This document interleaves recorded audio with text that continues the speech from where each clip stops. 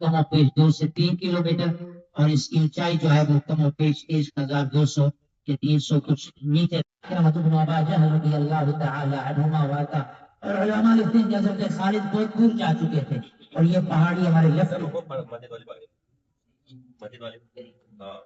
سے اپنی آرمی کو لے کر کے اور اتنا عظیم حملہ کیا کہ کم و بیش 50 سے 70 حضرات صحابہ کرام رضوان اللہ تعالی علیہم اجمعین کی دیر میں یہ سارے کا سارا گراؤنڈ کہ اس علاقے میں مسلمانوں کی کیمپنگ تھی، اور جو اس علاقے کے کسی کے دو قبرستان ہے جو مین ہے۔ یہ نظر آ رہے ہیں آپ کو غار حرا اور جبل نور پر یہ لوگ چڑھ رہے ہیں، آپ دیکھ سکتے ہیں۔ فأخذتهم الصيحة مصبحين فما أغنى عنهم ما كانوا يكسبون۔ اس وقت ہم مسجد قباء کے دامن میں موجود ہیں، اور بڑی مبارک جگہ سے ہم 500 نمبر کا جو ایپیسوڈ ہے، ایک ہے عمومی قرآن کریم کو سمجھنے کے لیے طرز کیا ہونا چاہیے، اور میں نے از خود اسی پر عمل کیے۔ جی مفتی صاحب کے جو ایپیسوڈ ہوتے ہیں اور جو ایسے بھی سوال جواب کے جو دروس اور لائیو ویڈیوز جو ہوتے ہیں، ماشاءاللہ میں نے بھی دیکھے ہیں، میں نے بھی استفادہ کیا ہے مفتی صاحب۔ آپ کے جو جوابات برجستہ ہوتے ہیں اور تسلی بخش ہوتے ہیں، واقعی میں بھی ایسا نہیں کر سکتا ہوں۔ آسان دین پر 500 ایپیسوڈز الحمدللہ درس حدیث کے مکمل ہو چکے ہیں۔ ہماری دعوت کے اوپر مفتی صاحب یہاں پر بیان کے لیے آئے تھے۔ مفتی صاحب کے اصرار کے اوپر میں ایک چھوٹی سی نعت سناتا ہوں، آپ حضرات سے توجہ کی درخواست ہے۔ اگر تم جان لو اس دار فانی کی حقیقت کو، میرا دعویٰ ہے تم دل کو لگانا بھول جاؤ گے۔ أعوذ بالله من الشيطان الرجيم، بسم الله الرحمن الرحيم، ولقد كذب أصحاب الحجر المرسلين وآتيناهم آياتنا فكانوا عنها معرضين، وكانوا ينحتون من الجبال بيوتا آمنين، فأخذتهم الصيحة مصبحين فما أغنى عنهم ما كانوا يكسبون، وما خلقنا السماوات والأرض وما بينهما إلا بالحق وإن الساعة لآتية فاصفح الصفح الجميل، إن ربك هو الخلاق العليم، ولقد آتيناك 7 من المثاني والقرآن العظيم، لا تمدن عينيك إلى ما متعنا به أزواجا منهم ولا تحزن عليهم واخفض جناحك للمؤمنين، وقل إني أنا النذير المبين، كما أنزلنا على المقتسمين الذين جعلوا القرآن عظيم، فوربك لنسألنهم أجمعين عما كانوا يعملون، فاصدع بما تؤمر وأعرض عن المشركين،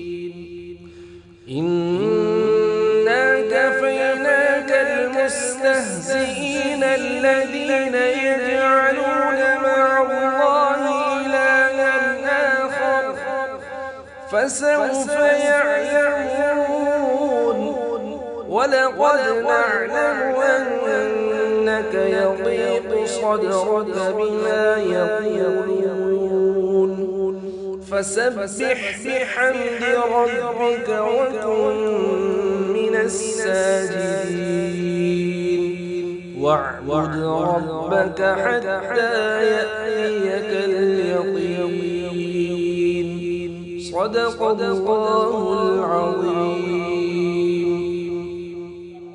تو یہ تمام دکانیں غار حرا کے اطراف میں آپ دیکھ سکتے ہیں. یہ پورے غار حرا کے اطراف میں ہیں. یہ رات کا مغرب کے بعد کا وقت ہے. ابھی ہم نے یہاں غار حرا کی مسجد میں مغرب کی نماز ادا کی. یہ ماشاءاللہ انہوں نے پانی کا ٹھنڈک کا نظام یہاں بھی بنا دیا ہے. آپ دیکھ سکتے ہیں کس طرح پھل آ رہے ہیں اس میں.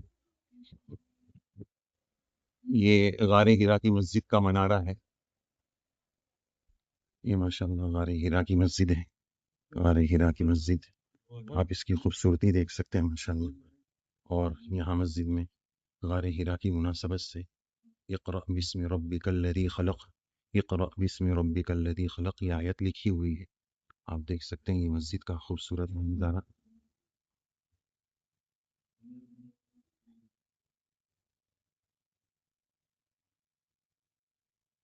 یہاں پر لکھا ہوا ہے مہمان رحمان کے لیے تعلیم قرآن. یہ مسجد کا خوشنما منظر آپ دیکھیں، اتنا خوبصورت منظر ہے. آپ دیکھ سکتے ہیں ماشاءاللہ تبارک اللہ. مسجد کی خوبصورتی دیکھیں ماشاءاللہ. اور یہ یہاں پر مسجد میں داخل ہونے کی دعا. بسم اللہ والصلاة والسلام علی رسول اللہ اللہم افتح لی ابواب رحمتی. یہاں پر دعائے خروج من المسجد، مسجد سے نکلنے کی دعا. بسم اللہ والصلاة والسلام علی رسول اللہ اللہم انی اسألک من فضل. یہ مسجد کا اندرونی منظر آپ باہر سے بھی دیکھ سکتے ہیں. یہ آپ دیکھ سکتے ہیں یہاں پر یہ پانی کا چھڑکاؤ موسم کو ٹھنڈا رکھنے کے لیے کیا جا رہا ہے. یہ معرض ہے. یہ دیکھیے ناظرین، یہ پورا معرض کا اندر سے نظارہ ہے. معرض الوحی.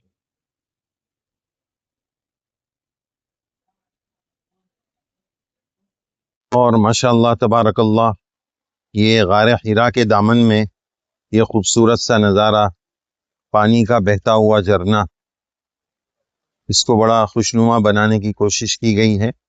غار حرا کے یہ دامن میں یہ خوبصورت منظر آپ دیکھ سکتے ہیں ماشاءاللہ. یہ پانی کا فوارہ دیکھیے ماشاءاللہ، یہ چمک دمک بنائی گئی ہے. بس اللہ تعالیٰ آسان فرمائے. اس جگہ کی عقیدت اور تقدس اور احترام اللہ تعالیٰ باقی رکھ فرمائے اور ایسی سعادت اللہ ہمیں نصیب فرمائے.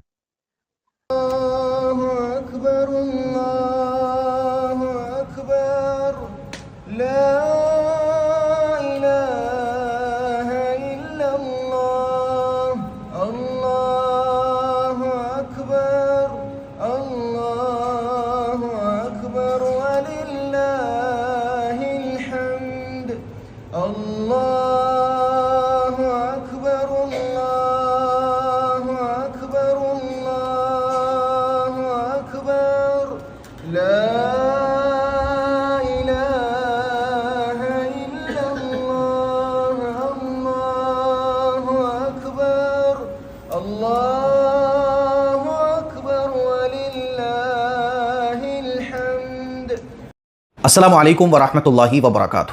ہمارے بڑے عزیز دوست حضرت مولانا مفتی آصف صاحب دامت برکاتہم العالیہ کے چینل آسان دین پر 500 ایپیسوڈز الحمدللہ درس حدیث کے مکمل ہو چکے ہیں. روزانہ مفتی آصف صاحب رات کو تقریباً 11 بجے پابندی کے ساتھ درس حدیث دیا کرتے ہیں اور ماشاءاللہ لوگوں کے سوال و جواب کا بھی سلسلہ بالکل آخر میں چلتا ہے اور یہ سیشن پورا لائیو رہتا ہے. اللہ کے نبی صلی اللہ علیہ وسلم کا ارشاد ہے احب الاعمال الی اللہ ادومها وان قل، کہ اللہ کو وہ عمل پسند ہے جس میں پنکچوئلٹی ہو، پابندی ہو، چاہے وہ تھوڑا ہو. یہاں تو مفتی آصف صاحب نے ماشاءاللہ رات کو جب سارے لوگ فری ہو جاتے ہیں، بستر میں بیٹھے ہوتے ہیں آرام سے، تو ایئر فون لگا کے وہ درس حدیث سن سکتے تھے، سن رہے ہیں ماشاءاللہ. اپنا سوال بھی کامنٹ کر سکتے ہیں. مفتی آصف صاحب نے یہ جو سلسلہ شروع کیا جس سے لاکھوں لوگ جڑے اور لاکھوں لوگ روزانہ اللہ کے نبی صلی اللہ علیہ وسلم کی مبارک حدیث سننے والے بنے، یہ کوئی چھوٹا موٹا سلسلہ نہیں ہے۔ اسی لیے اس موقع پر 500 کا آنکڑا پار کرنا، وہ بھی بغیر ناغہ۔ مفتی آصف صاحب میرے ساتھ جب ہوا کرتے تو میں دیکھتا تھا کہ اگر کھانا چل رہا ہے تو بس ٹائم ہو گیا، اگر لائیو درس حدیث کا کھانا چھوڑ دیا، آرام چھوڑ دیا، سفر میں چل رہے ہیں تو کار کو رکوا کے فوراً لائیو سیشن کر لیا، ہوٹل میں ہیں تو فوراً وہیں کہیں کرسی چیئر اور ٹیبل لے کے وہاں سلسلہ شروع کر دیا۔ یہ مفتی آصف صاحب کی فکر کی بات ہے، اور حضرت ماشاءاللہ جو آن لائن کام کر رہے ہیں، آف لائن اس سے کہیں زیادہ کام کر رہے ہیں۔ پرانے استاذ ہیں، 15-20 سال درس و تدریس کو ہو چکے ہیں، اور آن لائن ماشاءاللہ اپنی خدمات انجام دے رہے ہیں۔ تو اس موقع پر جب 500 کا آنکڑا حضرت مفتی صاحب نے درس حدیث کا مکمل کیا ہے، میں دل کی اتھا گہرائیوں سے مبارکباد پیش کرنا چاہتا ہوں، اور آپ لوگوں سے کہنا چاہتا ہوں کہ ایسے چینل کو سبسکرائب کریں۔ اس فتنے فساد کے ٹائم میں ایسے علماء کا مل جانا اور ایسے سلسلے ماشاءاللہ آن لائن بڑے آسانی سے مل جانا، یہ نعمت سے کم نہیں ہے۔ اس لیے اللہ کا شکر ادا کریں اور ایسے علماء کی قدر کریں اور ایسے چینل کو سبسکرائب کریں، تاکہ آپ اس سوشل میڈیا کے فتنوں میں آپ شیطانی پروپیگنڈے سے بچ رہے ہیں، فتنوں سے بچ رہے ہیں، اور آپ کا ایمان سلامت رہے۔ میری طرف سے اور میری پوری ٹیم کی طرف سے مبارکباد مفتی صاحب، میری اس مبارکبادی کو آپ نے قبول فرمایا، اور آپ لوگوں سے بھی گزارش کرنا چاہوں گا کہ کامنٹ باکس میں جا کے حضرت مفتی صاحب کو مبارکباد دیجیے، اور چینل کو اگر آپ نے سبسکرائب نہیں کیا ہے تو سبسکرائب کیجیے گا۔ جزاک اللہ۔ السلام علیکم ورحمۃ اللہ وبرکاتہ۔ یہ جو ہمارا سلسلہ حدیث شریف اور سوال و جواب کا ہے، جیسا کہ آپ سب حضرات جانتے ہیں کہ 499 مجلس ہو گئی، اور آج 500واں عدد ہے۔ یہ ایک سنگ میل عبور ہوا ہے، اور اللہ تعالیٰ نے اتنے دروس کرا دیا اللہ تعالیٰ نے اپنے فضل و کرم سے کہ آج 500ویں مجلس ہے۔ تو ہم نے سوچا کہ اس کو کس طرح یادگار بنایا جائے، اور تھوڑا سا اس کو کس طرح یونیک اور اس ایپیسوڈ کو کس طرح اسپیشل بنایا جائے۔ اور ویسے بھی اس وقت ہم سفر حج میں ہیں، مکہ مکرمہ اور مدینہ منورہ کی گلیوں سے آپ کی خدمت میں یہ لائیو لے کر حاضر ہوں گے، یہ سوال و جواب کی مجلس لے کر حاضر ہوں گے۔ عموماً یہ ہماری مجلس تو لائیو ہوتی ہے، لیکن یہ اہم مجلس ہونے کی وجہ سے ریکارڈڈ مجلس ہو رہی ہے۔ تو ہم بہت پریشان تھے کہ اس موقع پر اس 500 کا عدد بڑا اہم عدد ہو گیا ہے، تو اس موقع پر کسی اہم شخصیت کی ضرورت ہے کہ جن کے ساتھ مل کر آپ کی خدمت میں حاضر ہوا جائے، اور جن کی دعائیں لی جائیں، اور جن کی توجہات اور جن کی عنایات سے اس موضوع کو اور آگے بڑھایا جائے۔ تو اس وقت مکہ مکرمہ میں ہمارے عزیز دوست صدیق مکرم، جن سے دنیا کا ایک بہت بڑا طبقہ واقف ہو چکا ہے، مفتی سعید احمد صاحب مجادری زید مجدہ، جو سفر حج پر تشریف لائے ہیں۔ تو الحمدللہ مفتی صاحب سے اس گنہگار نے درخواست کی، تو مفتی صاحب نے اس کے لیے ہمیں ہاں کہا، اور اس وقت مفتی صاحب کے ہوٹل پر ہم حاضر ہیں۔ مفتی صاحب تشریف لائیں گے انشاءاللہ، اور ان سے ہم بات چیت بھی کریں گے، اور مفتی صاحب سے مبارکبادی کا بھی مطالبہ کرتے ہیں۔ تشریف لائیے مفتی صاحب۔ وعلیکم السلام، کیسے ہیں مفتی صاحب؟ الحمدللہ۔ تو الحمدللہ مفتی صاحب سے تعارف تو بہت لمبی مدت سے ہے، لیکن الحمدللہ لائیو ملاقات آج پہلی مرتبہ ہو رہی ہے، اور ایک عظیم نسبت پر ہو رہی ہے، ایک عظیم موقع پر ہو رہی ہے، اور عظیم جگہ پر ہو رہی ہے۔ تو مفتی صاحب کا چہرہ دیکھ کر آپ سب حضرات پہچان گئے ہوں گے، اللہ تعالیٰ نے بڑی مقبولیت سے نوازا ہے، اور ماشاءاللہ مفتی صاحب کے کلام میں جامعیت بھی بڑی ہوتی ہے۔ اللہ تعالیٰ مفتی صاحب کے فیض کو اور عام و تام فرمائے، اور خصوصاً اللہ تعالیٰ نظر بس سے پوری حفاظت فرمائے۔ جی مفتی صاحب۔ السلام علیکم ورحمۃ اللہ وبرکاتہ۔ جی مفتی صاحب کے جو ایپیسوڈ ہوتے ہیں، اور جو ایسے بھی سوال جواب کے جو دروس اور لائیو ویڈیوز جو ہوتے ہیں، ماشاءاللہ میں نے بھی دیکھے، میں نے بھی استفادہ کیا ہے مفتی صاحب۔ آپ کے جو جوابات برجستہ ہوتے ہیں اور تسلی بخش ہوتے ہیں، واقعی میں بھی ایسا نہیں کر سکتا ہوں۔ ایک تو سوال کرنے والے کو مطمئن کرنا اور برجستہ اس کا صحیح جواب دینا، یہ ایک مشکل کام ہوتا ہے۔ تو اللہ تعالیٰ نے بڑی مہارت عطا فرمائی ہے مفتی صاحب کو، اور لوگ اس سے فائدہ بھی اٹھاتے ہیں، اور زیادہ لوگوں کو فائدہ اٹھانا چاہیے، کیونکہ ایسے علماء حق عام طور پر ہمیں آن لائن نہیں ملتے ہیں۔ ماشاءاللہ مفتی صاحب بعمل بھی ہے، اللہ تعالیٰ نے صلاحیت بھی عطا کی ہے۔ تو ابھی الحمدللہ یہ دروس کا سلسلہ شروع ہو رہا تھا، دروس کا سلسلہ چل رہا ہے، اور ابھی کون سا ایپیسوڈ ہے؟ 500 والا پورا ہو رہا ہے۔ اللہ تعالیٰ قبول فرمائے اور آگے بھی جاری رکھے، اور امت کو فیض اٹھانے کا خوب موقع دے، توفیق عطا فرمائے۔ تو مفتی صاحب یہ کب شروع کیا تھا یہ آپ نے؟ تقریباً کافی لمبا عرصہ ہو گیا۔ تو پہلے تو ہفتہ واری سلسلہ تھا، پھر میں نے اس کو روزانہ یومیہ کر دیا۔ تو کوشش کرتا ہوں کہ جہاں کہیں ہوں لیکن اس کا ناغہ نہ ہو۔ بعض ایپیسوڈ اس کے میں نے ٹرین میں بھی کیے دوران سفر، کہ سفر میں وہ ٹرین ایک شہر میں پہنچی تو وہاں لوکیشن مطلب وہ کیا وائی فائی نیٹ اچھا آنے لگا، تو میں بولا ناغہ نہ ہو، چاہے 10 منٹ کا بھی ہو جائے۔ تو الحمدللہ اس کا اہتمام کرتا ہوں، لیکن پھر بھی ناغہ کبھی کبھار ہو جاتا ہے۔ وہ مجبوری الگ بات ہے، باقی میں نے دیکھا ہے کہ مدینہ منورہ سے بھی آپ لائیو کر دیتے ہیں، جہاں کہیں ہوتے ہیں۔ میں نے بھی فائدہ اٹھایا ہے، مکہ میں آئے تو شاید اپنے حج سے پہلے بھی لائیو کیا تھا۔ جی تو ماشاءاللہ یہ استقامت ہی یہ ہے کہ لوگوں کو فائدہ پہنچتا ہے، اللہ کے یہاں بھی اس کی قبولیت ہے۔ تو اس میں سوال جواب بھی ہوتے ہیں جی برابر، لوگ بعد میں بھی آپ سے سوالات کرتے ہوں گے. جی جی پہلے درس حدیث ہوتا ہے جی پھر درس حدیث کے بعد پھر سوال جواب کی مجلس ہوتی ہے جی. اور یہ تقریباً رات میں 11 بجے کے قریب میں شروع کرتا ہوں ہندوستان. اتنا لیٹ کیسے ہوتا ہے؟ جی ایک تو مفتی صاحب اس کے شروع کرنے کا پس منظر میرے ذہن میں یہ تھا جی کہ ہمارے دعوت کے ساتھی بولتے ہیں کہ رات میں اچھی بات بتاتے ہیں، ضروری بھی ہے کہ رات میں تعلیم کر کے سو. تعلیم سے مراد یہ کہ قرآن و سنت کی تعلیم. تو ہم اپنے گھر میں الحمدللہ اس کا اہتمام کرتے تھے کہ حدیث شریف پڑھ کر جیسے جو بھی کتاب فضائل اعمال ہے، منتخبہ حدیث ہے، کوئی بھی حدیث شریف کی کتاب، تو ایسے گھر میں تعلیم ہوتی تھی. پھر ذہن میں یہ آیا کہ یہ یوٹیوب والے جو اپنے سبسکرائبر ہوتے ہیں وہ بھی ایک فیملی ہے، تو اپنے اس دائرے کو وسیع کیا جائے. اور دوسری بات یہ کہ رات کے 10 بجے کے بعد یا 11 بجے کے بعد ایک بہت بڑا طبقہ فون لے کر بیٹھتا ہی ہے، تو وہ کچھ نہ کچھ اسکرول کرے گا، کچھ نہ کچھ دیکھے گا. اب یہ زمانے میں یہ نہیں بول سکتے کہ بھائی فون چھوڑ دو، موبائل چھوڑ، مولانا خود بھی نہیں چھوڑے گا تو عوام کیسے چھوڑے گی؟ تو جو پاسبل ہے وہ چیز بولنا چاہیے. تو اب اس کا ٹریک چینج کیا جا سکتا ہے کہ بھائی یہ مت دیکھو، یہ دیکھو. تو آپ کو آلٹرنیٹ اور متبادل تو دینا پڑے گا. تو اس سے پھر ہم نے سوچا کہ رات میں سونے سے پہلے کا آخری عمل یہ نیکی کا ہو جائے تاکہ سب کو اس کا فائدہ ہو، اس کے بعد کوئی گناہ نہ ہو. ورنہ عموماً جتنے گناہ کے ومن شد غاسقین اذا وقب، وہ رات کی اندھیری سے اسی لیے پناہ مانگی گئی کہ رات میں گناہ کے مواقع، چوری چکاری، ڈکیتی اور زنا وغیرہ. تو سوچا کہ رات کا آخری عمل دن بھر تو کچھ نہ کچھ ہو جاتے تو یہ کفارہ یوم ہو جائے. تو یہ بھی سوچا. اور دوسرا اتنی لیٹ اس لیے بھی کہ رات میں ہی لوگ دیکھتے ہیں. اور تیسری بات یہ بھی کہ اس سے مجھے تھوڑی سی استقامت ہوئی کہ کہیں بھی گئے تو آدمی 11 بجے تک تو گھر پہنچ ہی جاتا ہے، تو سونے سے پہلے پھر یہ ہو جائے. تو یہ سب مقاصد تھے مفتی صاحب. اچھا، اور جو حدیث آپ لیتے ہیں تو کوئی کتاب کی ترتیب سے لیتے ہیں یا لوگوں کی ضرورت کے حساب سے اپنے حساب سے کوئی بھی حدیث لے لیتے ہیں؟ جی اس میں مفتی صاحب بندے کے پاس میں دارالعلوم جامعہ اشرفیہ راندیر، بڑا قدیم ترین، مشہور ترین اور مقبول ترین ادارہ ہے. حضرت مولانا ابراہیم صاحب دیولا جیسی شخصیت وہاں سے انہوں نے اکتساب فیض فرمایا ہے. تو یہ میری سعادت مندی ہے کہ اللہ نے ایسے ادارے سے وابستگی نصیب فرمائی. تو وہاں بندے کے ذمے میں مشکات شریف جلد ثانی ہے. تو اب الگ سے کوئی مطالعہ کرنا، بلا مطالعے کے حدیث شریف بولنا، یہ بھی بے ادبی ہے، اس میں خیانت ہے. اور الگ سے اتنا ٹائم نہیں دے سکتے. تو وہاں جو دروس جو وہاں پڑھانا ہوتا ہے تو وہی تو نہیں، لیکن اس سے ترتیب تھوڑا سا ہٹ کر کہ ایک جگہ سے درسگاہ میں چل رہی ہے، اب کئی سال ہو گئے تو الحمدللہ وہ تھوڑی دیر میں مطالعہ ہو جاتا ہے. تو وہی مشکات ثانی میں سے ہی یہ ترتیب چل رہی ہے. جی مفتی صاحب، آپ کے ماشاءاللہ وہ جو درس کا انداز ہوتا ہے بڑا آسان ہوتا ہے، عوام اس سے بڑا فائدہ اٹھاتے ہیں. تو کیا ایسے لوگ بھی ہیں جو پابندی سے مطلب آپ کا درس کا انتظار کرتے ہو اور انہوں نے آپ کو یاد کیا ہو کہ آج کا درس نہیں ہوا، کسی دن ناگاہ ہو گیا، تو ایسے لوگ بھی ہیں کہ جو یہ یاد کرتے ہو کہ بھی کیوں آج درس نہیں ہوا؟ جی مفتی صاحب نے بڑا قیمتی سوال کیا، اور واقعتاً ایسے لوگ ہیں اور بڑے طلبگار لوگ ہیں. اور یہ جو اللہ نے اتنی مداومت کی توفیق عطا فرمائی، یہ ان لوگوں کی استقامت اور ان کے مطالبے کی وجہ سے تھوڑی اور ہمت ہو جاتی ہے. بلکہ مجھے یاد ہے کہ کوئی خاتون ہیں جو کسی ملک میں مدرسہ چلاتے ہیں، تو انہوں نے ایک بار بتایا تھا کہ ہم اکیلے نہیں سنتے، پورے مدرسہ مل کر آپ کا یہ درس سنتے ہیں.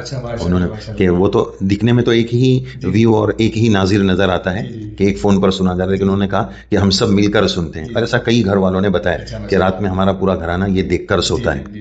تو یہ میں سمجھتا ہوں ہمارے لیے سعادت مندی اور اخروی نجات کا ذریعہ ہے، اور اللہ اس کے ذریعے ہمیں بھی کچھ عمل کی توفیق عطا فرما دے. جی مفتی صاحب، یہ بڑی بات نہیں ہے کہ کتنے لوگ ہمیں سن رہے ہیں، کتنے لوگ پابندی سے عظمت سے سن رہے ہیں، یہ بڑی بات ہے. اور میں تو یہ کہوں گا کہ فون ہم نہیں چھوڑ سکتے، میں خود نہیں چھوڑ سکتا ہوں، کیونکہ اب یہ زمانے کی ایک ضرورت ہو گئی ہے. اور اب یہ ہمارے ہاتھ میں ہے کہ ہم فون کو صحیح طور پر استعمال کریں یا غلط طور پر استعمال کریں. تو ایسے جو علماء حق ہیں جو آن لائن آتے ہیں، اب سے ایک سوال یہ بھی ہوتا ہے مفتی صاحب کہ علماء کو آن لائن بعض ایسے خیر کہا جاتے ہیں، اب ان کو کیا کہے بیچاروں کو کہ آن لائن کیوں آتے ہیں، آن لائن نہیں آنا چاہیے. تو یہ بھی سوال ہوتا ہے. تو دیکھیے جب ایسے علماء حق ہمارے سامنے ہو تو پھر ان سے خود بھی فائدہ اٹھانا چاہیے، اور یہ عادت ڈالنی چاہیے، ایک عام مزاج بنانا چاہیے کہ علماء حق کو تلاش کر کے پھر ہم ان سے فائدہ اٹھائیں. تو یہ سوال ہوتا ہے مفتی صاحب، بہت سے لوگ کہتے ہیں کہ مطلب پسند نہیں کرتے، اس کو اچھی نظر سے نہیں دیکھتے. تو یہ کیا حقیقت ہے؟ دیکھیں، ایک تو مفتی صاحب نے آن لائن کام کے بارے میں، دینی خدمت کے بارے میں فرمایا. اللہ کے نبی صلی اللہ علیہ وسلم کی سیرت سے ہمیں یہ ایک سبق ملتا ہے کہ دین کی نشر و اشاعت میں اس وقت کے میڈیا کا استعمال کرنا چاہیے. اس کا سبق ہمیں سیرت سے ملتا ہے. اللہ کے نبی صلی اللہ علیہ وسلم کا مشہور واقعہ ہے کہ آپ نے قولوا لا الہ الا اللہ تفلحوا کا جو پیغام دیا وہ صفا پہاڑی سے دیا. تو یہ پیغام تو بیت اللہ کے اندر سے بھی دیا جا سکتا تھا، کتنی باعظمت جگہ تھی، لیکن اس دور کا ایک نظام اور رواج تھا کہ کوئی اہم پیغام کے لیے وہ جگہ میڈیا تھی کہ وہاں سب کو جمع کر کے پیغام دیا جاتا تھا. بیت اللہ سے اسی لیے نہیں دیا کہ وہ گویا اس دور کا میڈیا تھا. اگر اس چیز کو ہم نہیں استعمال کریں گے تو باطل اس کی طرف بہت تیزی سے آ رہا ہے. تو پھر ایک بہت بڑا طبقہ جو ہے وہ ہاتھ سے نکل جائے گا.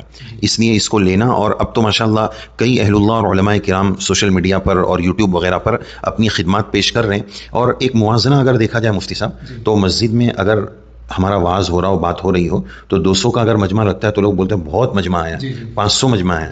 اور جیسا کہ میں نے آپ کے ویڈیوز مفتی صاحب دیکھے کہ لاکھوں میں چلے جاتے ہیں, تو کتنی فائدے کی بات ہے. جیسے ہمارا درس حدیث ہوتا ہے, مسجد میں آدمی سوچے گا جاؤں نہیں جاؤں, اتنی دیر بیٹھ پاؤں گا نہیں. اب گھر میں بیٹھا ہے, لیٹے بیٹھے سوتے, جس طرح اس کی سہولت ہے وہ سن لیتا ہے. تو دین کی نشر و اشاعت کا یہ بہت آسان ذریعہ ہے, اور سنت سے اس کا ثبوت بھی ملتا ہے, اور اہل اللہ کی طرف سے اب عملاً اس کے قائل ہونے کے ساتھ اہل اللہ اس کے فاعل بھی ہو چکے ہیں. تو اس لیے اب اس کو شجر ممنوعہ نہیں سمجھنا چاہیے, اور اس سے اکتساب فیض. اب دیکھیں نا مفتی صاحب کے پرانے دور میں محدثین کے ہم واقعات پڑھتے ہیں, صحابہ اور تابعین کے واقعات پڑھتے ہیں کہ ایک حدیث شریف کے لیے ہزاروں کلومیٹر کا انہوں نے سفر کیا, تاکہ, اور یہ بھی کہ صرف حدیث کے لیے نہیں, بعض مرتبہ علو سند کے لیے کہ واسطہ کم ہو جائے, اس کے لیے کیسے کیسے سفر کی.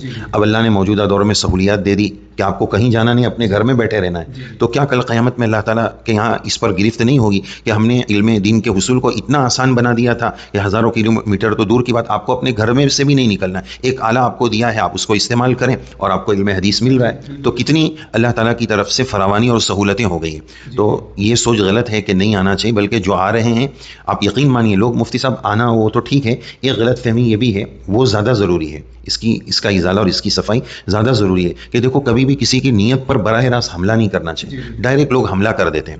جیسے بعض لوگ, مفتی صاحب سے ابھی میرا مذاکرہ ہوا کہ لوگ ویڈیو سنتے بھی ہیں تو بعض لوگ فائدہ اٹھانے کی نیت سے سنتے ہیں, لیکن کچھ لوگ بندوق لے کے بیٹھے رہتے ہیں کہ ذرا کچھ ہوا تو بس کامنٹ آئے گا, یہ ہوا. بھائی سامنے والا بھی انسان ہے, 19-20 ہو سکتا ہے, چوک ہو سکتی ہے, نبیوں سے ہوئی ہے, تو ہماری کیا اوقات ہے. تو میں مفتی صاحب اس سلسلے میں عرض کرتا ہوں کہ مکھی 2 قسم کی ہے. ایک نارمل مکھی جو ہوتی ہے وہ نجاست پہ جا کے بیٹھتی ہے, اور ایک شہد کی مکھی ہوتی ہے, وہ پھول پہ جاتی ہے, اچھا لاتی ہے, لوگوں کو اچھا دیتی ہے.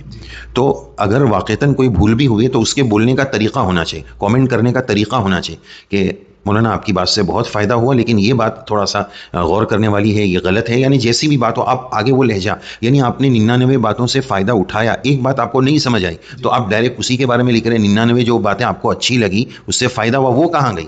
ایک تو وہ بشری تقاضے سے بالکل ہو سکتا ہے. تو یہ ایک سوچ مفتی صاحب میں یہ عرض کر رہا تھا کہ بہت سارے لوگ اس کو شجر ممنوعہ اس لیے بھی سمجھتے ہیں کہ وہ آن لائن خدمات کرنے والے علماء پر ڈائریکٹ ان کی نیت پر یہ حملہ کرتے ہیں کہ یہ جو بھی کر رہے ہیں نا یہ پیسے کے لیے کر رہے ہیں, یہ اس سے یوٹیوب سے پیسہ ملتا ہے اس لیے کر رہے ہیں. نہیں, آپ کسی کی نیت پر کیسے حملہ کر سکتے ہیں؟ آپ جانتے ہیں کتنا ملتا ہے اور ہم اس پہ کتنا خرچ کرتے ہیں. اس کو مفتی صاحب جانتے ہیں, ایک اس میدان کا جو راہی ہے نا وہی سمجھ سکتا ہے کہ اپنی سگی اولاد کو جیسے سنبھالنا پڑتا ہے, ایک چینل کو اس سے زیادہ سنبھالنا پڑتا ہے, اور اتنا مال دینا, اتنا وقت دینا. کچھ چیزیں جو ہے نا وہ پردے کے پیچھے رہ جاتی ہیں, وہ لوگوں کے سامنے نہیں آتی, تو سمجھتے ہیں کہ بس جو سامنے آ رہا ہے, یہاں تک کہ پوچھ لیں گے کتنا پیسہ ملتا ہے. ساتھ میں میرے پیاروں یہ بھی پوچھ لو کہ آپ کتنا لگاتے ہو. ابھی جیسے میں زیارتوں پر میں ویڈیو بنا رہا تھا, تو میں نے زیارتوں پر جتنا ویڈیو لگایا ہے نا, جتنا پیسہ لگایا ہے, وہ تو واپس ملنا دور کی بات ہے. میں نے وہ ویڈیو اپلوڈ کرنے کے لیے جو ڈیٹا استعمال کیا, اس ڈیٹا پر جو پیسہ لگایا, اس ویڈیو سے وہ ڈیٹا کا پیسہ بھی مجھے نہیں ملے گا. اور کمنٹ میں آتا ہے کہ یہ کمانے کے لیے ہوتا ہے. بھائی جو ہم دھوپ میں پھرتے ہیں اور جگہ جگہ لوگوں کی رہبری کے بھی کہاں ہیں, کہاں یہ جگہ ہے, میں نے بھی کہاں کس جگہ پر کون سا عمل کیا تھا, بڑی ریسرچ کرنی پڑتی ہے, اور ایسے لائق لوگ تلاش کر کے پھر ان کے ساتھ جانا ہوتا ہے. تو یہ کوئی آسان کام نہیں ہوتا ہے.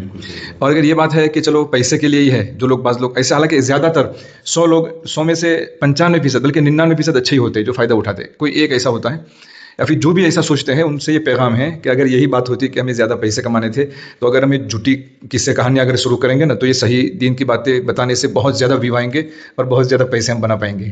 کہانیاں شروع کریں کس سے جس کا کوئی نہ سر ہو نہ پیر ہو, جھوٹی باتیں جناتوں کی سناؤ, پریوں کی سناؤ, تو دیکھیے کتنی ویو آتے ہیں. یا مرنے کے بعد عجیب و غریب قبروں کے حالات سناؤ, چاہے جھوٹ ہو سچ ہو, جھوٹ کو ملا دو خالی, پھر دیکھیے کیسا چینل بھی چلتا ہے اور کیسا وہ پیسے بھی ملتے ہیں. لیکن ایسا ہم جان کے بھی نہیں کرتے, کیونکہ مقصد ہے کہ لوگوں تک دین پہنچے. بعض مرتبہ ایک مسئلہ ہم بیان کرتے, ابھی پچھلے 2-3 مہینے ویڈیو ڈالے, حالانکہ مجھے یقین تھا کیونکہ اس کے پیچھے ایڈیٹنگ بھی کرنی پڑتی ہے, تو میں نے ایڈیٹنگ کے پیچھے وقت نہیں لگایا تھا, کیونکہ یہاں وقت نکالنا مشکل تھا. مجھے یقین تھا کہ یہ ویڈیو نہیں چلیں گے, لیکن پھر بھی میں نے ڈالا تاکہ جو بازوق لوگ ہیں کم سے کم جانے کہ یہ ایک تاریخی جگہ ہے, یہاں اسلامی واقعہ یہ پیش آ چکا ہے. تو ہر مرتبہ یہ جو لوگ یہ سمجھ کے بیٹھ گئے ہیں نا صرف پیسہ ہے, ملتا ہے تو اللہ دیتا ہے تو لے لیتے, بغیر پیسہ کے تو دنیا میں کون جی سکتا ہے. لیکن یہ سمجھ لینا کہ صرف یہی مقصد ہے, تو یہ غلط بات ہے. یہ نہیں ہونا چاہیے.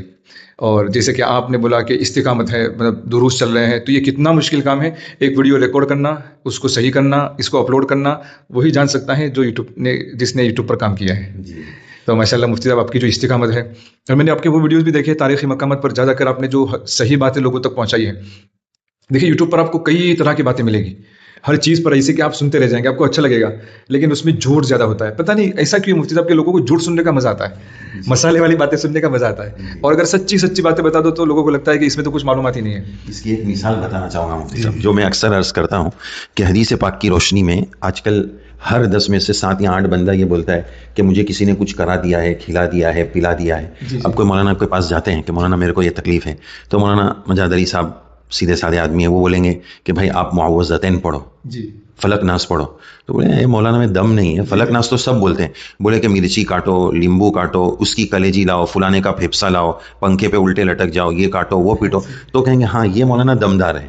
جبکہ حدیث پاک ہے کہ معوذتین سے زیادہ اس چیز کا کوئی بہتر علاج ہو ہی نہیں سکتا ہے. غور فرمائے نا کہ اللہ کے نبی صلی اللہ علیہ وسلم پر سحر ہوا جو اللہ کے محبوب ہے، اگر اس سے بہتر اللہ کے خزانے میں کوئی علاج ہوتا تو اللہ وہ عطا فرماتا. تو لوگوں کا دل یہاں زیادہ لگتا ہے کہ یہ مولانا کاٹنے پیٹنے کا بتائے، فلک ناس تو سب بولتے ہیں. تو یہ ایک مزاج ہو گیا. تو میں یہ کہہ رہا تھا کہ مولانا جیسے دروس حدیث ہے، اس کے علاوہ میں نے آپ کے تاریخی ویڈیوز بھی دیکھے ہیں، بڑی اچھی معلومات ہوتی ہے. تو میں یہ کہہ رہا تھا کہ معلومات میں ملاوٹ ہوتی ہے نا تو عام طور پر لوگوں کو اچھا لگتا ہے، لیکن میں نے مفتی صاحب کی معلومات ویڈیوز وغیرہ خود میں نے ان سے استفادہ کیا ہے. بڑی اچھی مفتی صاحب اچھی تاریخی جگہ بھی نئی دیکھنے کو ملتی ہے، مقامات، اور پھر اس کی جو معلومات ہوتی ہے وہی جو ہوتی ہے جو کتابوں میں ملتی ہے. ایسا نہیں کہ سنی بیان کر دی. تو میری دعا ہے کہ اللہ تعالیٰ آپ کو اور ترقی نصیب فرمائے. بڑی استقامت ہے آپ کی، قابل رشک کی استقامت ہے. اللہ تعالیٰ آپ کو اور اس میں آگے لے جائے، خوب لے جائے، آپ کا فائدہ دور اور دیر تک باقی رکھے. جزاک اللہ، بہت شکریہ مفتی صاحب. مفتی صاحب کا بہت شکر گزار ہوں. میں تو بہت سوچ رہا تھا کہ 500ویں مجلس آ رہی ہے تو اللہ تعالیٰ کی طرف سے کچھ اسپیشل نظم ہو جائے تو مکہ مکرمہ کی سرزمین اور مفتی صاحب جیسے شخصیت مل گئی تو یہ میرے لیے یادگار مجلس ہے. اللہ تعالیٰ مفتی صاحب کو بہترین جزا دے، اور انہوں نے جو بھی دعا دی اس مبارک سرزمین پر اللہ تعالیٰ اس کو قبول فرمائے. تو اس عظیم موقع پر اور اس عظیم جگہ سے عظیم موقع پر ہم نے سوچا کہ حضرت قاری صاحب سے ہم نعت شریف بھی سنیں گے، اور روزانہ درس حدیث تو آپ سنتے ہی ہیں، تو آج مختصر سا درس قاری صاحب بھی دیں گے. تو قاری صاحب ہمیں پہلے نعت شریف سنائیں گے انشاءاللہ. السلام علیکم ورحمۃ اللہ وبرکاتہ. جزاک اللہ. مفتی صاحب کے اصرار کے اوپر میں ایک چھوٹی سی نعت سناتا ہوں، آپ حضرات سے توجہ کی درخواست ہے. مدینہ یاد آتا ہے، وہ گنبد یاد آتا ہے، مدینہ یاد آتا ہے، وہ گنبد یاد آتا ہے. اگر طیبہ کو جاؤ گے تو آنا بھول جاؤ گے، اگر طیبہ کو جاؤ گے تو آنا بھول جاؤ گے. ہزاروں دل تڑپتے ہیں مدینے کے لیے ہر دم،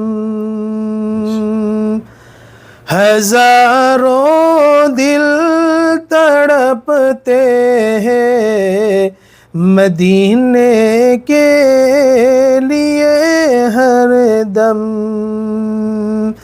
ہزاروں دل تڑپتے ہیں مدینے کے لیے ہر دم.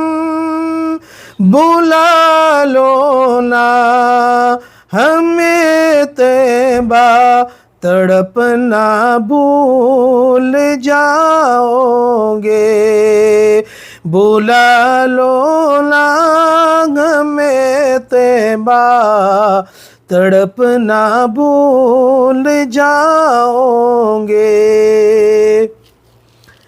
نہ اتراؤ زیادہ چاند تارو اپنی رنگت پہ، نہ اتراؤ زیادہ چاند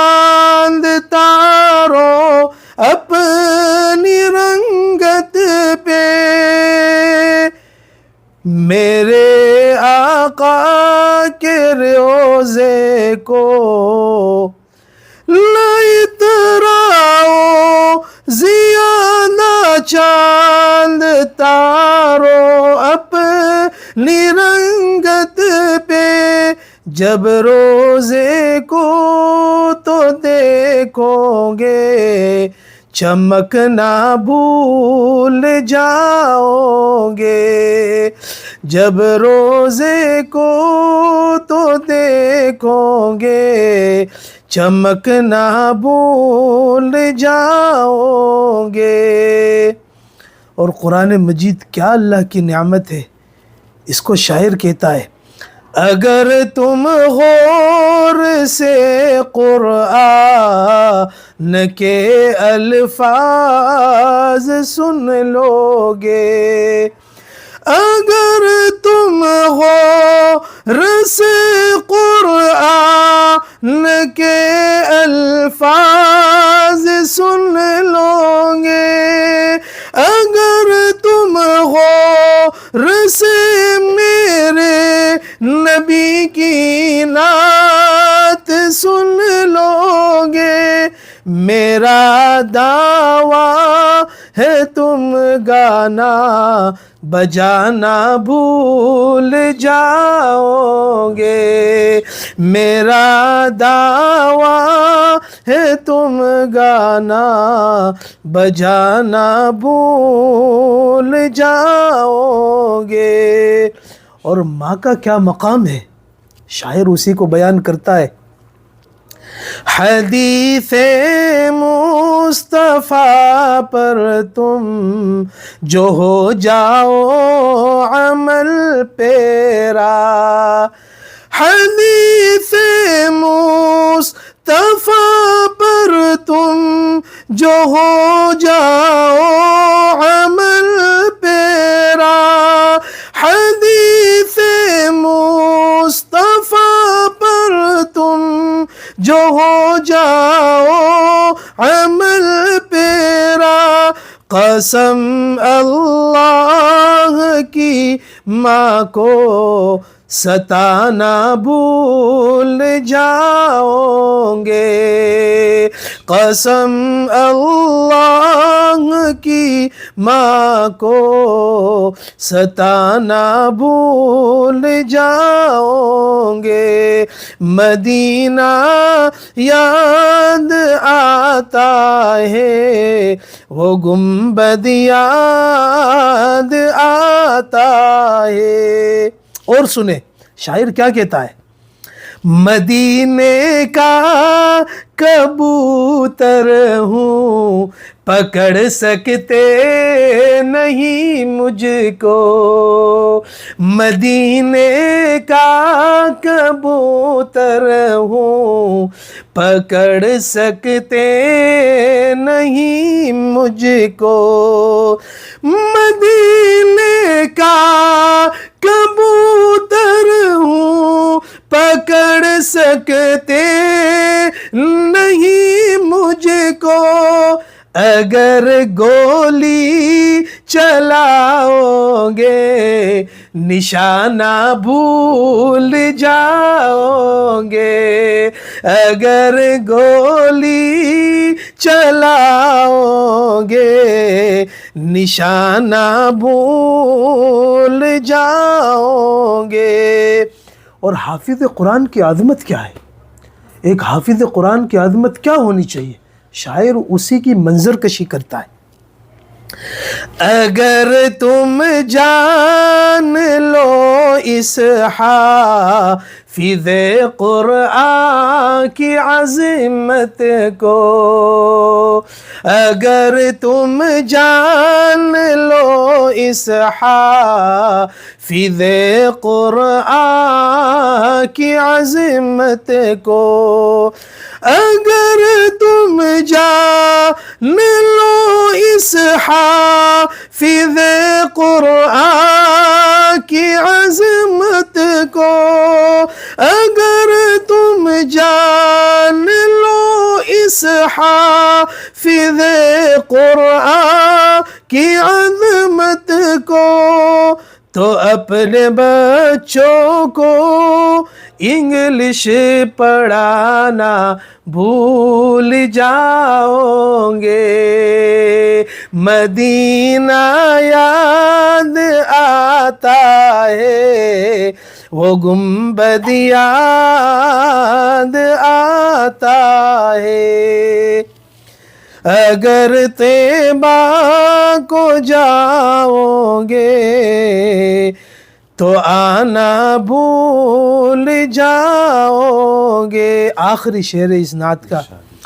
اگر تم جان لو اس دار فانی کی حقیقت کو، اگر تم جان لو اس دار فانی کی حقیقت کو، اگر تم جان لو اس دار فانی کی حقیقت کو، میرا دعویٰ ہے تم دل کو لگانا بھول جاؤ گے. میرا دعویٰ ہے تم دل کو لگانا بھول جاؤ گے. مدینہ یاد آتا ہے وہ گنبد یاد آتا ہے. اگر طیبہ کو جاؤ گے تو آنا بھول جاؤ گے. بارک اللہ، جزاک اللہ. اور جیسا کہ ہمارا روزانہ کا سلسلہ ہے حدیث شریف کا، تو انشاءاللہ قاری صاحب ایک حدیث شریف بھی مختصراً اس کی تشریح پیش کریں گے. بسم اللہ الرحمن الرحیم. وعن عبد الله بن مسعود رضی اللہ تعالی عنہ قال قال رسول اللہ صلی اللہ علیہ وسلم من قرأ حرفا من كتاب الله فله به حسنة والحسنة بعشر أمثالها لا أقول ألف لام ميم حرف ولكن ألف حرف ولام حرف ومیم حرف. رواہ الترمذی. حدیث پاک کا ترجمہ یہ ہے کہ جس نے اللہ کی کتاب قرآن کا ایک حرف پڑھا اسے اس کے بدلے ایک نیکی ملے گی، اور ایک نیکی کا ثواب 10 گنا ہوتا ہے. راوی یہ کہتے ہیں کہ میں یہ نہیں کہتا کہ الف لام میم ایک حرف ہے، بلکہ الف ایک حرف ہے، لام ایک حرف ہے اور میم ایک حرف ہے. اور اس حدیث کی تشریح میں سب سے پہلے لفظ آتا ہے حرف. تو لفظ حرف کا مفہوم علماء کے مطابق اس سے مراد عربی زبان کا وہ بنیادی حرف ہے جس سے کلمات بنتے ہیں، جیسے حروف تہجی. اور قرآن کریم پڑھنے کو ہر ایک حرف پر 10 نیکیوں کا ثواب ملتا ہے. اور اس قرآن مجید کی عظمت اس حدیث سے یہ واضح بھی ہوتا ہے کہ قرآن مجید کے الفاظ کتنے بابرکت ہیں کہ معمولی الفاظ بھی اللہ کے ہاں بہت بڑے اجر کا باعث بنتے ہیں. جب کوئی شخص الف لام میم پڑھتا ہے تو اسے صرف 3 الفاظ نہیں بلکہ 30 نیکیوں کا ثواب ملتا ہے. اللہ تعالی ہمیں قرآن مجید کے اوپر مکمل طور پر مرتے دم تک عمل کرنے کی توفیق عطا فرمائے. جو قاری صاحب نے حدیث شریف پڑھی اس کے سلسلے میں یہ عاجز بھی ایک بات عرض کرے گا کہ اس میں جو الف لام میم جو مثال اور اگزامپل دی گئی اس پہ 30 نیکیاں ملتی ہیں. بہت سارے لوگ جو قرآن حافظ بنتے ہیں، قرآن مجید کا حفظ کرتے ہیں، ان پر ایک الزام یہ لگاتے ہیں کہ یہ طوطے کی طرح رٹ لینے سے کیا فائدہ، کہ ان بچوں کو قرآن مجید کا مطلب تو آیا نہیں، صرف انہوں نے یاد کر لیا. تو ایک بات اس سلسلے میں یہ ہے کہ اللہ تعالیٰ نے حضرت نبی کریم صلی اللہ علیہ وسلم کو بھیجنے کے جو مقاصد بتائے اس میں تلاوت آیات بھی بتایا ہے. تو یہ بہت اہم چیز ہے. دوسری بات یہ حدیث پاک میں جو مثال دی گئی الف لام میم یہ حروف مقطعات میں سے ہے۔ دنیا کے بڑے سے بڑا عالم، بڑے سے بڑا مفسر، محدث، بڑے سے بڑا علامہ جب وہ الف لام میم پڑھے اور اس کو پوچھا جائے کہ اس کا میننگ بتاؤ، اس کا ترجمہ بتاؤ کہ اس کا کیا مطلب ہے، تو وہ کہنے پر مجبور ہوگا واللہ اعلم بمرادہ، اس کا مطلب میں نہیں بتا سکتا، اس کی مراد تو اللہ ہی جانتے ہیں۔ تو بڑی عجیب بات ہے کہ اللہ کے نبی صلی اللہ علیہ وسلم نے مثال بھی یہ والی لی، ورنہ علم ترا کے علم کی مثال بھی ہو سکتی تھی کہ علم پڑھنے پر 30 نیکیاں ملے گی علم ترا پر۔ تو الف لام میم کی مثال سے یہ بتا دیا کہ یہ ایسا کلمہ ہے جس کا ترجمہ کسی کو نہیں معلوم، پھر بھی نیکیاں ملے گی۔ تو اس سے ان لوگوں کا جواب ہو گیا جو یہ کہتے ہیں کہ ترجمہ نہیں معلوم ہے تو پڑھ کر کیا فائدہ، اس کا ترجمہ تو کسی کو بھی نہیں معلوم ہے۔ بہرحال اللہ تعالی ہم سب کو حافظ قرآن، عالم قرآن، داعی قرآن، عاشق قرآن، ناشر قرآن مجید بنائے، عاشق قرآن مجید بنائے۔ اللہم اجعل القرآن ربیع قلوبنا۔ سوال یہ کہ عوام میں درس قرآن مجید اور تفسیر قرآن مجید کو کیسے عام کیا جائے، قرآن فہمی عوام میں کیسے عام ہو؟ میں یہ گزارش کروں گا کہ عوام میں فہم قرآن عام کرنے کے بجائے علماء میں فہم قرآن عام کریں۔ سبحان اللہ۔ جب تک میں ہی قرآن نہیں سمجھتا تو میں نے عوام کو کیا سمجھانا؟ میری رائے ہے علماء میں عام کریں، علماء کو قرآن سمجھائیں، عوام خود بخود بات سمجھتی ہے۔ میں 2 دن کل میں عید کے دن گفتگو تھی تو میں نے کہا بھی ہم حنفی ہیں، حنفیوں نے کا معنی کیا ہے؟ امام ابو حنیفہ کا ذوق عبادت دیکھ، امام فجر سے عشاء سے فجر تک نفل پڑھتا ہے اور مقلد اس کا تہجد کے نام سے بدکتا ہے، یہ حنفی ہے؟ عالم ہو تہجد نہ پڑھے، طالب علم ہو تہجد نہ پڑھے، طالب علم ہو قرآن نہ پڑھے، یہ حنفی ہے؟ میں نے کہا امام حنیفہ کا مزاج یہ ہے کہ پیسہ خرچ کرتے ہیں، میرا مزاج یہ ہے کہ میں پیسہ خرچ کرنے کا ارادہ بھی نہیں کرتا، میں حنفی ہوں۔ میں سمجھتا ہوں میرے اندر اتنی استطاعت نہیں میں خرچ کروں، ارادہ تو کروں کہ میں نے اپنے مال سے دین کا کام کرنا ہے۔ امام حنیفہ کے بارے میں فیصلہ کرنا مشکل ہے، ان کا حلم علم پر غالب تھا یا علم حلم پر غالب تھا، اور ہمارے بارے میں فیصلہ کرنا بہت آسان ہے کہ علم کتنا ہے حلم کتنا ہے، ہم حنفی ہیں۔ تو میں صرف گزارش کرتا ہوں کہ میری رائے یہ ہے کہ ہم علماء کو قرآن سمجھنا چاہیے، قرآن کریم سمجھنا ہے۔ اس کی آسان ترین ترتیب یہ ہے سب سے پہلے موضع القرآن پڑھے، اس کے بعد تفسیر عثمانی پڑھے، اس کے بعد بیان القرآن پڑھے، اس کے بعد معرف القرآن پڑھے، اس کے بعد آپ کو جن کی تفسیر مناسب لگتی ہے بسم اللہ پڑھے۔ یہ میں اس عالم کے لیے کہہ رہا ہوں جو باقاعدہ تفسیر قرآن پہ کام کرنا چاہتا ہے۔ ایک ہے میرا شاگرد، میں اسے کہوں گا بھائی تو میری تفسیر پڑھ لے، تو میرا درس سن لے، میرے شاگرد کا مسئلہ الگ ہے۔ ایک ہے عمومی قرآن کریم کو سمجھنے کے لیے طرز کیا ہونا چاہیے، اور میں نے از خود اسی پر عمل کیا۔ مدرسے میں ہم نے قرآن پڑھا ہے، میں نے تفسیر قرآن کریم کی اس وقت پڑھی ہے جب میرے چہرے پر ایک بھی داڑھی کا بال نہیں تھا، میں حفظ کرتا تھا اور تفسیر پڑھتا تھا۔ کس سے؟ امام اہل سنت شیخ محمد سرفراز خان صفدر رحمۃ اللہ علیہ، جب سمجھتا بھی نہیں تھا۔ لیکن جب باضابطہ میں نے قرآن کریم پر کام کیا ہے تو میں نے موضوع القرآن کا میری یادداشت کی حد تک کم از کم میں نے 3 بار بالاستیاب مطالعہ کیا، پھر میں نے تفسیر عثمانی کو کھولا، پھر میں نے بیان القرآن کو کھولا، پھر میں نے معرف القرآن کو لیا، اس کے بعد پھر اوپر جاتے ہیں۔ میں عربی تفاسیر کا مطالعہ نہیں کرتا، دیکھیں میں ریکارڈنگ کر رہا ہوں، میں اپنے علم کی بات کرتا ہوں کہ میں علامہ فہامہ بہت بڑا صاحب علم نہیں ہوں، ہم عربی کتب نہیں، میں پہلے اپنے کابر کی اردو کتب کو دیکھتا ہوں، اس عقیدہ سمجھتا ہوں، اس کے بعد پھر عربی تفاسیر کو کھولتا ہوں۔ میں نے اپنے ملک میں ٹی وی پر بھی جا کر درس قرآن دیا ہے، تو میں بالاستیاب دیکھ کر جاتا ہوں، مدارک کو، تفسیر ابن کثیر کو، روح المعانی کو اور تفسیر کبیر کو، یہ میں بالاستیاب دیکھ کر جاتا، لیکن اس سے پہلے اپنے کابر کی اردو کتب سے سمجھتا، پھر ان عربی تفاسیر کا مطالعہ کرتا، اس کے بعد درس قرآن کے لیے ٹی وی پر جاتا۔ تو میں ٹیلی ویژن پر تفسیر بیان کرنے کے لیے بھی 10 تفسیریں دیکھتا تھا، تو مجھے بتائیں جب ایک عالم عوام کو سمجھانے کے لیے بھی ایک تفسیر نہ کھولے تو عوام نے کیا قرآن سمجھنا پھر؟ میری رائے یہ ہے۔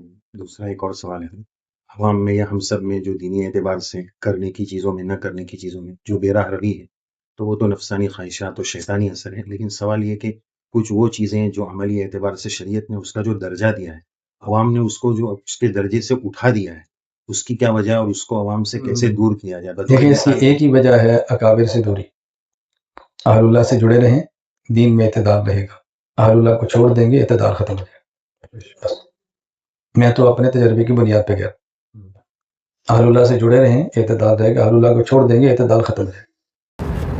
جی، اس وقت ہم مسجد قباء کے دامن میں موجود ہیں اور بڑی مبارک جگہ سے ہم یہ 500 نمبر کا جو ایپیسوڈ ہے مسجد قباء کے دامن سے آپ کو زیارت کرا رہے ہیں.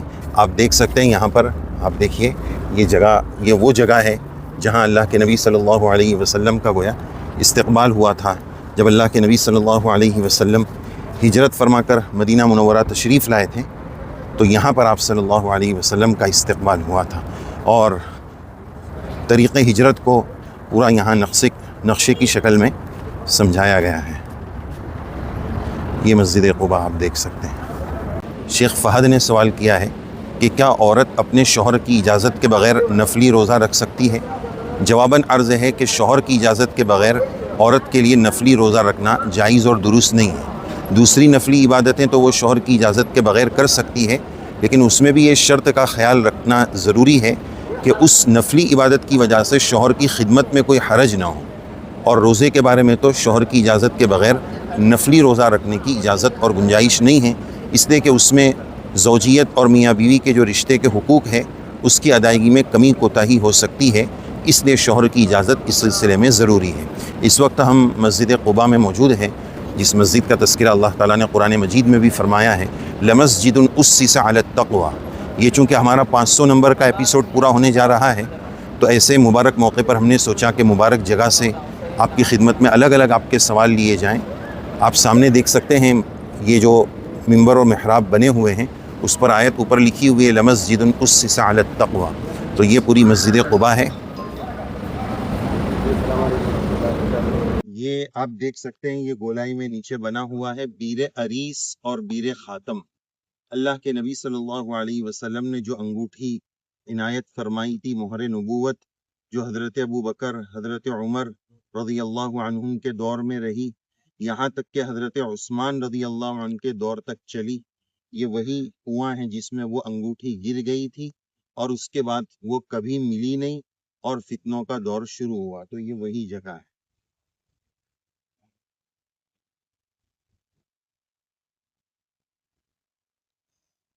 ایک لیڈی نے سوال بھیجا ہے کہ مغرب کی نماز کا جب وقت ہوتا ہے ہمارے شوہر روزانہ ٹھیک اسی وقت کام سے آتے ہیں اور نماز کے وقت پر آتے ہیں، گھر پر آتے ہیں تو ان کے چائے پانی کا انتظام کرنا ہوتا ہے، جس کی وجہ سے مغرب کی نماز میں تاخیر ہو جاتی ہے. تو کیا دیر سے نماز پڑھنے پر گناہ ملے گا؟ دیکھیں، مغرب کی نماز کو جتنا جلدی پڑھ لیا جائے دوسری نمازوں کے مقابلے میں، ویسے تو ہر نماز کو اول وقت میں پڑھ لینا یہ زیادہ بہتر ہے اور اس کو افضل الاعمال، تمام عملوں میں افضل بھی بتایا ہے، لیکن مغرب کی خصوصیت ہے کہ اس کو جتنا جلدی پڑھ لیں اتنا زیادہ بہتر ہے. اسی وجہ سے مغرب کی اذان اور نماز کے درمیان زیادہ فاصلہ نہیں ہوتا ہے، فوراً نماز کھڑی ہو جاتی ہے. اب شوہر کی خدمت کا مسئلہ ہے تو ظاہر ہے کہ شوہر بھی ایمان والے ہیں، نماز کی فضیلت اور اہمیت تو وہ بھی سمجھتے ہیں، تو ان کو بھی اس بات کو سمجھنے کی ضرورت ہے کہ ایسے موقع پر پہلے نماز مقدم ہو، نماز پڑھ لیں، اللہ کی عبادت پہلے ہے، پھر اس کے بعد شوہر کا حق ہے. اور اگر شوہر اس میں زیادہ سختی کرتے ہیں تو بہرحال مغرب کی نماز کا وقت بھی 1-8 گھنٹہ تو رہتا ہے، تو شوہر کے لیے چائے وغیرہ کی عورت نظم کر لے اور اس کے بعد پھر اپنی پہلے نماز پڑھ لے یا پھر چائے کا نظم کرے. جو بھی چیز کو آگے پیچھے آپسی مفاہمت کے ساتھ، گھر کے پیار کے ساتھ، اتحاد اور اتفاق کے ساتھ کیا جائے. جن گھروں میں لڑائی جھگڑے زیادہ ہے، میاں بیوی کے مسائل زیادہ ہیں، تو ایک اللہ والے بزرگ نے ایک وظیفہ لکھا ہے کہ روزانہ صبح میں 41 مرتبہ 41 ٹائمز بسم اللہ الرحمن الرحیم پڑھنا چاہیے. رحمان اور رحیم، رحم یہ دونوں رحم سے بنے ہیں، تو اس بسم اللہ کو آگے پیچھے درود شریف پڑھنا ہے، 41 مرتبہ بسم اللہ پڑھنا ہے اور پانی پر دم کر دینا ہے. اس پانی کو چاول، سالن، روٹی، چائے، پینے کا پانی، تمام پانیوں میں وہ پانی ملا دینا ہے. تو اللہ تعالیٰ کا جو نام ہے رحمان اور رحیم، اس نام کی برکت سے گھر میں رحمت آئے گی، گھر کے لڑائی جھگڑے دور ہوں گے، بھائیوں میں، بیویوں میں آپسی مسائل جو گھریلو جھگڑے ہوتے ہیں، اس عمل کی برکت سے اللہ تعالیٰ گھریلو جھگڑوں سے نجات عطا فرمائیں گے. اللہ تعالیٰ سے دعا ہے اللہ تعالیٰ ہمارے گھروں کو جنت کا نمونہ بنائے، جہنم کا نمونہ بننے سے اللہ تعالیٰ ہمارے گھروں کی حفاظت فرمائے اور لڑائی جھگڑوں سے، من موٹاؤ سے، سینوں کو کینوں سے بھرے رکھنے سے اللہ ہماری حفاظت فرمائے. آمین. کتنے پر چلے؟ 300 پر پہنچ گئے دانش بھائی، ماشاءاللہ 300 کی اسپیڈ پر چل رہی ہے ٹرین. جی اچھا مفتی صاحب، اس وقت چونکہ قربانی کے دن چل رہے ہیں، بقرعید کا موقع چل رہا ہے، تو سوال یہ ہے کہ لوگ پوچھتے ہیں کہ قربانی کا گوشت مسجد کی روشنی میں کب تک رکھ سکتے ہیں؟ آج کل فریزر ہے، فریز نے غریبوں کا حق مارا ہے، اس میں اسٹاک کر لیتے، تو کتنے دن تک اسٹاک کرنا جائز ہے؟ دیکھیے، اس میں شریعت کی طرف سے تو کوئی حد نہیں ہے، کوئی پابندی نہیں ہے کہ اتنے دنوں تک رکھ سکتے ہیں۔ جب تک آپ رکھنا چاہیں رکھ سکتے ہیں، جب تک آپ کا ضمیر گوارا کرے رکھ سکتے ہیں، کوئی بات نہیں ہے، کوئی حد مقرر نہیں کی ہے۔ جی جی۔ اور اس سلسلے میں وہ ایک لطیفہ بھی بہت چلتا ہے مفتی صاحب، وہ ہاں جی، وہ ایک آدمی نے خواب دیکھا اچھا کہ جو قربان کیا تھا نا اس نے جانور، وہ جنت میں اس میں دیکھا کہ وہ گھوم رہا ہے، لیکن اس کی 3 ٹانگیں، چوتھی ٹانگ اس کی نہیں ہے۔ تو خواب دیکھنے والے نے کہا کہ بھئی ذبح کیا تھا تو 3 ٹانگیں تھی، 4 ٹانگیں تھی، یہ 1 ٹانگ کہاں چلی گئی؟ تو بکرے نے جواب دیا کہ وہ ایک تمہارے فریز میں رکھی ہوئی ہے۔ اور ہمارے جناب خرم صاحب بھی اس سلسلے میں کچھ فرمائیں گے۔ جی جی بالکل، بہت اچھا ایک آئیڈیا ہے کہ آپ کا گوشت جو ہے تا حیات جو خراب نہیں ہوگا، تو اس کے لیے جو ہے جیسے ذبح ہو کاٹ کے بانٹ دیجیے اور بالکل ہی خراب نہیں ہوگا جی۔ یہ آئیڈیا ہے۔ مقدمہ جو آگے بھیج دیا وہ باقی رہ گیا، وہی والی بات ہو گئی مفتی۔ جی جی جی، جزاک اللہ۔ اگلا سوال ہمارا یہ تھا مفتی صاحب کی خدمت میں کہ خاتون نے لکھا ہے کہ ہم گھر میں نیکی کی زندگی گزارنا چاہتے ہیں، لیکن گھر کا ماحول مناسب نہیں ہے، تو گھر میں دینداری کیسے لائیں اور اپنی دینداری کو کیسے باقی رکھیں؟ تو اس سلسلے میں جواب عرض کریں۔ جی، اس میں 2 چیزیں ہیں۔ ایک چیز تو یہ ہے کہ اللہ تعالیٰ سے منوائیں، یعنی کہ دعائیں مانگے، خوب دعائیں مانگے۔ دعا میں بڑی طاقت ہوتی ہے، تو یقین کے ساتھ دعا کرے، یقین جانے دعا میں بڑی پاور ہوتی ہے۔ دوسرا، مخلوق کو متاثر کرنے کے لیے، یعنی ان کو قائل کرنے کے لیے، یعنی ان کو یہ بات بتانے کے لیے کہ اسلام صحیح سکھاتا ہے، جو اسلام پہ آتا ہے وہ انسان اچھا ہوتا ہے، ان کو اخلاق دکھائیں، لڑائی جھگڑے وغیرہ نہ ہو، اخلاق سے ان کو متاثر کرے۔ باقی کسی چیز سے انسان متاثر نہیں ہوتا، اخلاق سے متاثر ہوتا ہے۔ تو یہ 2 چیزیں اپنے اندر لائے، ایک تو دعا کرے، اللہ سے خوب کرے، خود استقامت کے لیے بھی دعا کرے، اور دوسرا یہ کہ لوگوں کو اپنے اخلاق دکھائے، سیدھا ان کو دعوت نہ دے۔ اگر ایسا لگتا ہے کہ سیدھا دعوت دینے سے ان کو تکلیف ہوتی ہے تو بالکل براہ سیدھا اسلام دین کی دعوت نہ دے، اپنے اخلاق دکھائیں۔ ایک سوال یہ آیا تھا کہ کیا وتر کے بعد کی 2 رکعت نفل بیٹھ کر پڑھنا ہے یا کھڑے رہ کر پڑھنا ہے؟ کھڑے رہ کر نماز پڑھنے کا ڈبل ثواب ہے اور بیٹھ کر پڑھنے کا آدھا ثواب ہے، تو اس اعتبار سے اس نماز کو بھی کھڑے رہ کر پڑھا جائے۔ لیکن حضرت نبی کریم صلی اللہ علیہ وسلم کا معمول شریف اس 2 رکعت کو بیٹھ کر پڑھنے کا تھا، لہذا اگر کسی نے اتباع سنت اللہ کے نبی صلی اللہ علیہ وسلم کے عمل کی سنت کی نیت کی ہے تو اللہ تعالیٰ کی ذات سے قوی امید ہے کہ انشاءاللہ اس کو پورا ثواب ملے گا۔ آپ دیکھ سکتے ہیں یہ منظر مسجد نبوی صلی اللہ علیہ وسلم کے اندر کا، تو ہم یہاں سے آپ کو اس مبارک جگہ سے یہ سوال کا جواب پیش کر رہے ہیں جو آپ کا سوال آیا تھا۔ یہ پورا منظر ماشاءاللہ آپ دیکھیے۔ سوال ہمارے پاس یہ آیا تھا کہ صدقہ اور للہ میں کیا فرق ہے؟ صدقہ اور للہ ایک ہی چیز ہے، بس سچے دل سے دیا جاتا ہے اس لیے اس کو صدقہ کہا جاتا ہے، اور اللہ کے لیے دیا جاتا ہے، اخلاص سے دیا جاتا ہے اس لیے اس کو للہ کہتے ہیں۔ تو صدقہ ہو، للہ ہو اور اللہ کے نام پر ہو اس کو نذرانہ کہتے ہیں، خیرات کہتے ہیں، یہ سب ایک ہی چیز کے نام ہیں۔ یہ مسجد نبوی صلی اللہ علیہ وسلم کے باہر کا یہ منظر آپ کو نظر آ رہا ہے۔ اللہ تبارک و تعالی یہاں کی برکات اور خیر آپ کو ہم سب کو نصیب فرمائے، یہاں کی حاضری اللہ تعالی ہم سب کو بار بار نصیب فرمائے، آمین۔ محبوب پاشا لکھتے ہیں کہ والدین کے 6 بیٹے بیٹیاں ہیں، سب کی شادی ہو گئی ہے، سب الگ الگ ہیں، والدین کے ساتھ کوئی نہیں ہے۔ اب ماں باپ بیمار چل رہے ہیں تو ماں باپ کی خدمت کا حق کس پر ہے؟ بیٹیاں تو اپنے سسرال پر ہیں، لڑکے خدمت کرنے کو تیار نہیں ہے، ماں باپ بہت مجبور ہے۔ اللہ تعالیٰ ان ماں باپ پر رحم فرمائے، کرم فرمائے، اس لیے دعا بتائی گئی، رب ارحمہما کما ربیانی صغیرا، رب ارحمہما کما ربیانی صغیرا، رب ارحمہما کما ربیانی صغیرا۔ ظاہر ہے کہ بچیاں تو شادی کر کے اور بچیوں کی شادیاں ہو گئی تو وہ تو اپنے سسرال چلی گئی اور وہ وہاں پہنچ گئی۔ اب یہ اصل خدمت لڑکوں کی ذمہ داری ہے، بچوں کی ذمہ داری ہے لڑکوں کو یہ فکر کرنی چاہیے جن ماں باپ نے انہیں بچپن سے بچپن تک سنبھالا اور ان کی فکریں کی، ان کو بڑا کیا، پالا پوسا، اب جب ان کو خدمت کی ضرورت پیش آ رہی ہے تو لڑکے اس طرح کریں، یہ طرز عمل بالکل مناسب نہیں ہے، اور یہ چیز پھر دہرائی جاتی ہے کہ آنے والی نسلیں بھی پھر ان کے ماں باپ کے ساتھ اسی طرح کرتی ہے۔ اس لیے ماں باپ سے بڑی اس دنیا میں کوئی دولت نہیں ہے جو اللہ تعالیٰ نے انسانوں کو عطا فرمائی ہے، یہ بڑی دولتوں میں سے ہے۔ لہذا ماں باپ کی خدمت کرنا، صحیح قدردانی کرنا اور ضرورت کے موقع پہ ان کے ساتھ خدمت کا معاملہ کرنا، یہ اہم ترین اولاد کی ذمہ داری ہے۔ لہذا یہ لڑکوں کی فکر ہونی چاہیے۔ لڑکیاں تو شادی ہو کر اپنے مقام پر چلی گئی، اللہ تعالیٰ سب کو صحیح سمجھ عطا فرمائے اور حقوق کی ادائیگی کا اہتمام نصیب فرمائے۔ آج مسئلہ یہی ہے کہ دوسروں کے حق ادا کرنے کے لیے ہم تیار نہیں ہیں، لیکن دوسروں سے ہم یہ چاہتے ہیں کہ ہمارے وہ حقوق ادا کرے، تالی دونوں ہاتھوں سے بجے گی۔ اللہ ہمیں صحیح سمجھ عطا فرمائے۔ اس وقت ہم موجود ہے ٹرین میں، جو ٹرین مکہ مکرمہ اور مدینہ منورہ کے درمیان چلتی ہے، یہ اس کا درمیانی ایریا ہے۔ اس کی سپیڈ آپ نوٹ کر سکتے ہیں، تقریباً یہ 300 کی سپیڈ پر یہ ٹرین چلتی ہے۔